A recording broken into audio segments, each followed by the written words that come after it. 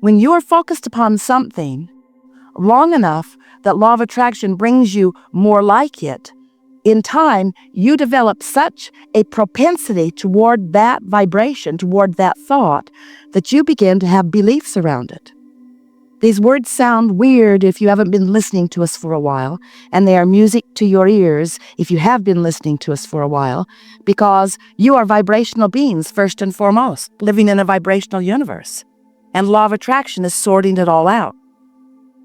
We want you to recognize that you have much more vibrational control than you have been exercising, because most humans are focused upon the manifested what is, the result of the thoughts that you've been thinking, not realizing that what is only as a result of the thoughts that you've been thinking. It's not some fact that now, because it's fact, demands or deserves you to think about it. It's the result of the thoughts that you have been thinking. Can you feel the distinction in that? In the beginning days, Esther argued with us, Abraham, it's true, but it's true. I know you don't think I should think about that, but it is true. And I've been trained as a physical human to weigh the pros and the cons, the pluses and the minuses, and to be very objective about all things. We said, then you have been trained to be very scrambled in your vibration.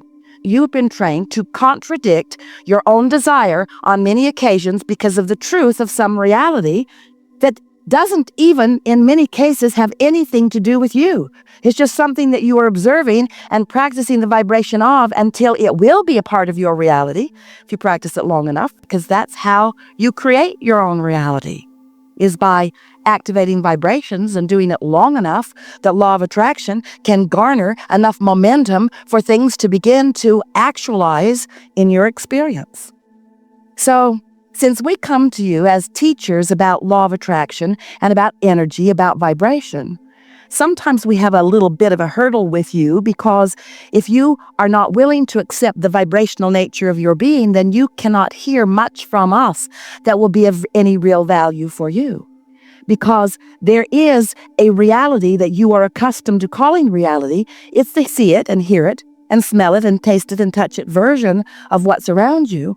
But we want to call your attention to a vibrational reality that exists also, that perhaps has not manifested into the full version of the see it and hear it and smell it and taste it and touch it.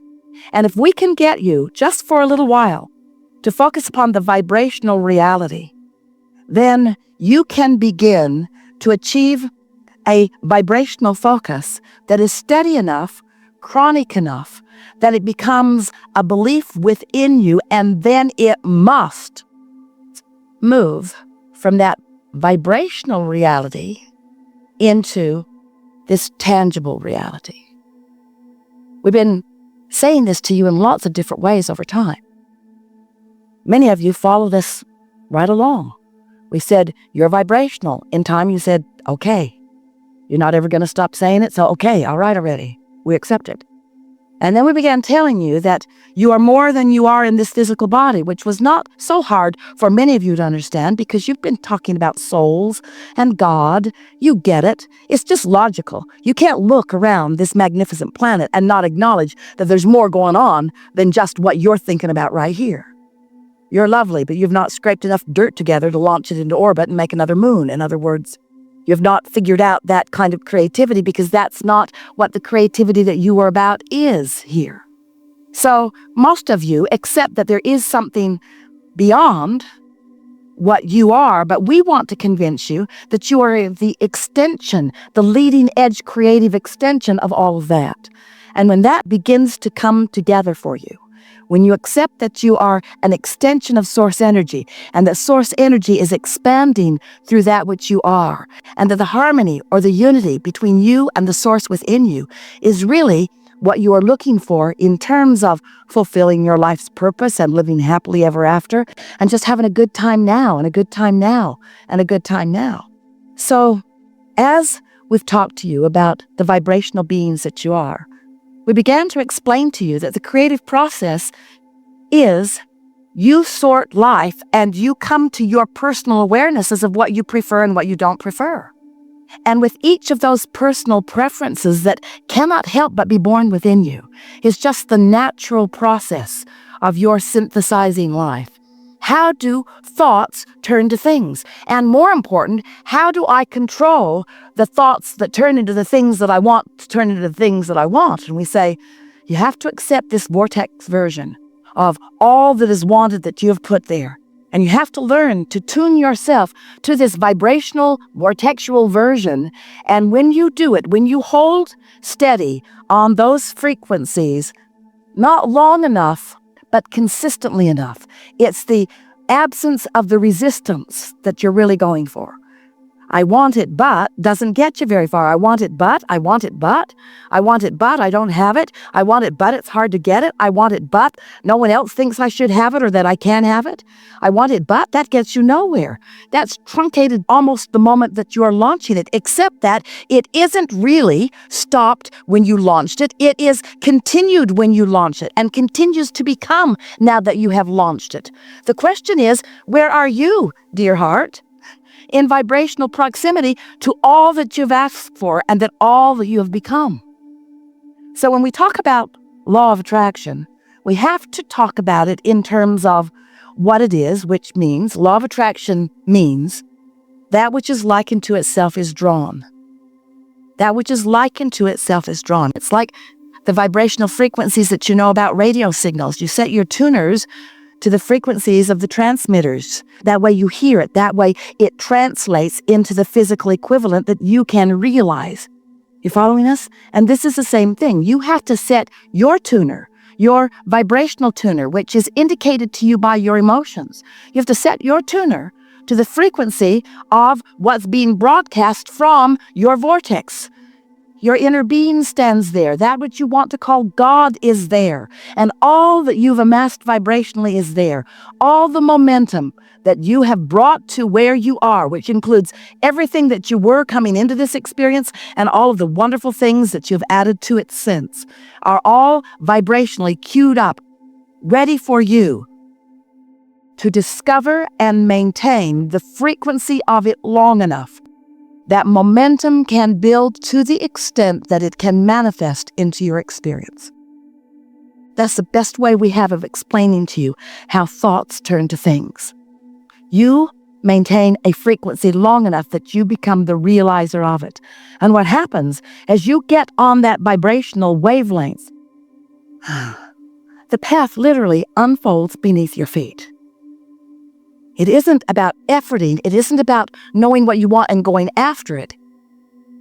Step 3 is about you achieving, finding, maintaining, practicing, creating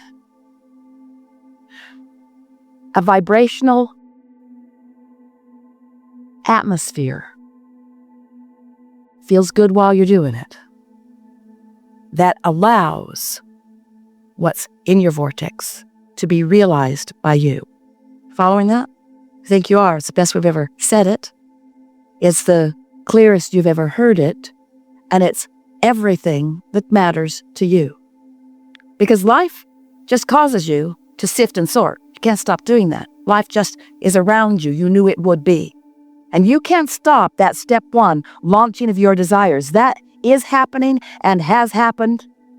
And you can't avoid, nor do you have anything to do with the vibrational reality that is amassing, that Source is tending to. But where your work really is to figure out how to vibrationally create an atmosphere that allows you to be the full realizer of everything that you have become. Because anything less than that doesn't feel good enough to you. You can't have become it and now be disallowing it. That's what negative emotion is.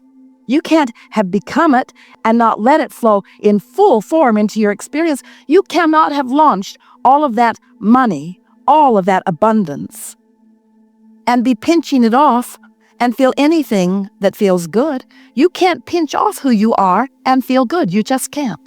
Do whatever it takes to get yourself in that good feeling place where you are allowing what you want to flow in. But here's the piece. Here's the piece that if you can hear this, you're going to live happily ever after.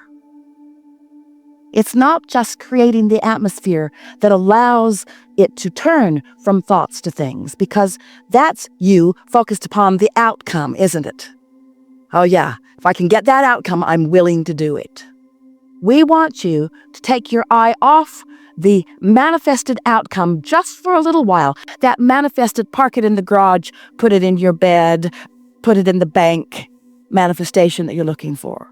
We want you to step away from that big-time manifested outcome that you're looking for and focus upon an easy-to-achieve, in this moment, manifested outcome of, ooh, that thought just feels good. Because the emotion that you feel when you accomplish this atmosphere that is conducive to allowing your desires to flow seamlessly, non-resisted into your reality, feels so good as it's happening. It's the emotion we want you to go for, because the emotion you can accomplish now. The other outcome is going to take a little bit more momentum. And when you're looking for the big outcome, we love you so much, you know what's coming next, you usually peter out. You usually don't maintain your stance. If you say, I'll be happy, and a lot of you do, I'll be happy when I move into my dream house, and I'll be happy when I find my lover, and I'll be happy when I get enough money, I'll be happy when the kids leave home. I'll be happy, I'll be happy, I'll be happy when, and we say, you're holding yourself in a place of suspended not happiness if your happiness is dependent upon those conditions. So you've been hearing people talk about unconditional love for a long time, but hardly anybody gets it. Most everybody's living a very conditional love. I'll be happy, I'll feel love, I'll feel good, I'll feel alignment when that condition has manifested. And we say, that is so backwards. If you need the condition before you can feel good, then what are you going to do about the conditions that haven't yet manifested? You got to find a way to unconditionally feel good.